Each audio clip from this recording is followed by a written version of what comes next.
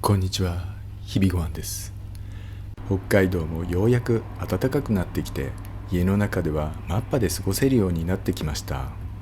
そんなどうでもいい話は置いといて、今日はラムビニヤルを作っていく、そう思っていたのですが、キッチンの後ろを振り返ると棚がグラグラになっていました。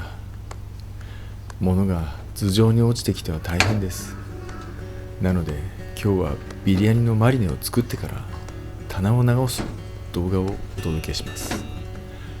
ビリヤニの完成編は次回にお送りしますので、楽しみにしていてくださいね。動画の最後には予告編も用意しましたので、ぜひ最後までご覧になっていってくださいね。 DIY も簡単なコツをお伝えしますので、よかったら参考にしてください。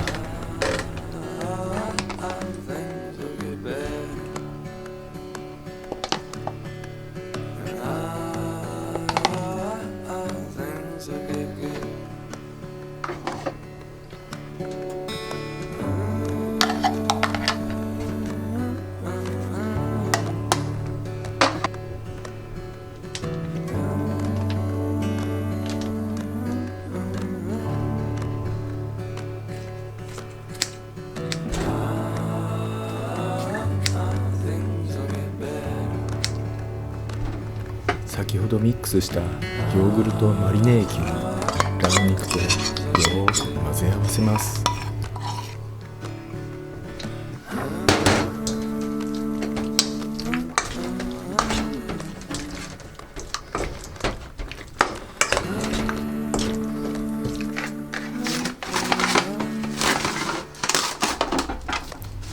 落としラップにする方が肉とマリネ液を密着させてより馴染むと思います。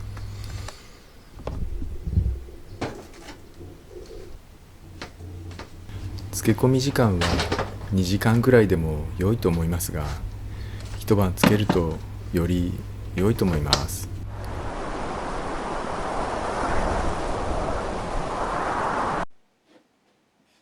さて、ここからは棚を直す DIY の動画になります。興味のない方はスキップしちゃって大丈夫です。作業がしやすいように物を避けました。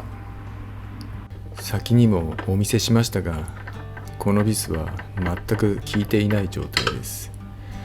下地に届いていなく、石膏ボードにだけ止まっていた状態です。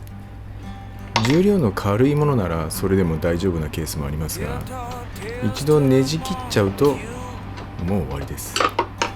後でねじ切らない方法も紹介しますね。壁に棚を設置するときに使える便利なアイテムは高さの揃ったもの。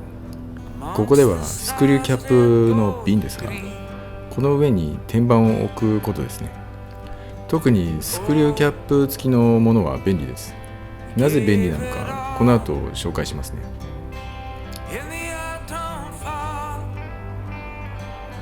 ここで水準器を当てると、この時真ん中にちゃんと来てましたけど、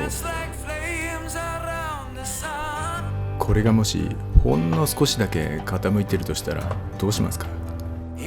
下に引くちょうどいいものがなかったらどうしますか？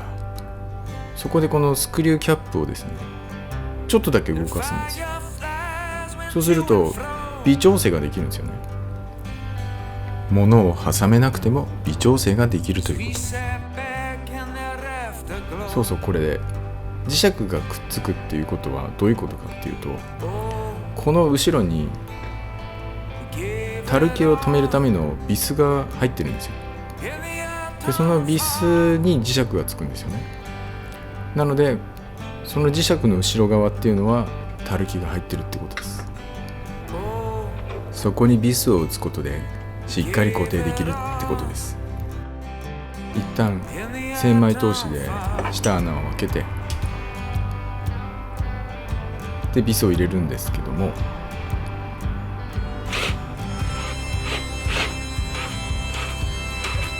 ここはですね、この奥にがっちりたるきがもうあったので、機械でも入っていかないんですよ。なのでここはいいんですけども、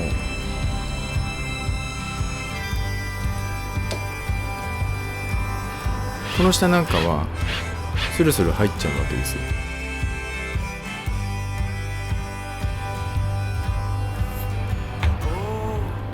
この位置なんかはちょっと怪しくて、後ろ側のたるきのところまでビスが届いていない可能性があります。その証拠に機械でやってもスルスル入っていってしまうんです。こんな感じで機械で一気にグリッとやってしまうとねじ切っちゃうんですよ。そこで最後まで機械でやらないで、最後は手動で手で抵抗を感じたらやめるっていう、そういうビスの入れ方をするんですよ。そうするとねじ切らないでちゃんと止めてくれます。機械でやりきっちゃうと石膏ボードが割れちゃうんですよ。そうするとねじ切っちゃうのでもう効かなくなっちゃうんですよね。ビスが L 字アングルにタッチしたらインパクトを離します。そしてドライバーに持ち替えて抵抗を感じるまで締めます。これがコツです。ただ石膏ボードのこの裏側に下地がない時があるんですよ。そういう時はですね、こうやってもう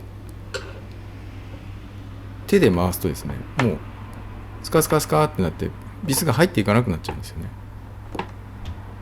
もう割れちゃってるからなんですよ。そうなったら諦めてくださいっていうのは冗談で、その場合はですね、アンカーっていうのがあるんですよ。でそのアンカーを使って、そのアンカーをその下穴を開けたビスの穴にアンカーをねじ込んであげて、でそのアンカーにビスを入れるっていう方法があります。なので下地がなくても大丈夫ですよ。僕ね、グルテンフリーをしてるんですよ、4年前から。で年始のご挨拶にもらっちゃったんですけど、いつ食べたらいいかなと思って、いや食べれないんですよ。特にうどん、小麦の塊ですからね。さて DIY も終わりましたので、フライドオニオンを作っていきます。ビリヤニの隠し味にはフライドオニオンは外せません。しかし僕は自分で作るときにあの濃い茶色のフライドオニオンを進んで作る気になれないので、あえて飴色玉ねぎにしています。でもね、仕上がった時の飴色玉ねぎのくにょっとした質感はご飯と混ざってとても美味しいので、これはこれで良いかなと思っています。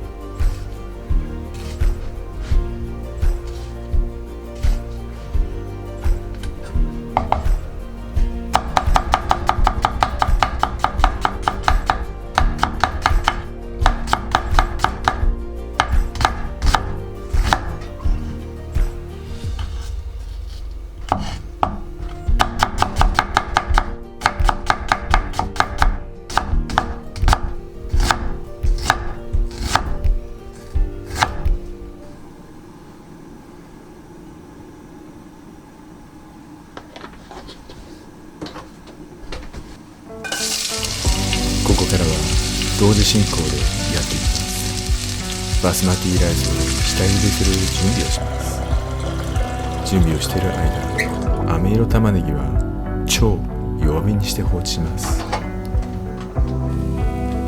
バスマティライスの下茹ででは 10% の塩を入れますが、このくらい入れると食べた時にちょうど良いのが後で分かりますよ。下茹でする時のお供は愉快なスパイスたちです。ここで入れているスパイスは量も種類も完全に好みなので参考程度に見てください。ただしそれぞれのスパイスには香りや特徴があります。シナモンは言わずもなか、カルダモンは爽やかでかじるとプチプチっとした独特の香り、クローブはやや薬臭い感じ、漢方薬みたいに香りがちょっときついです。スターアニスはかじると独特の甘みがあります。匂いも甘い匂いがします。クミンはかじるとプチッと弾けていい香りと独特な味のアクセントを作ってくれます。これだけはちょっと多めでもいいかもしれません。言い忘れましたが、ベイリーフはこの中では大きさの割には香りの存在感は薄いです。ですが主に肉、魚料理の臭み消しに威力を発揮したりします。このくらい色が出てきたらご飯を投入しても大丈夫です。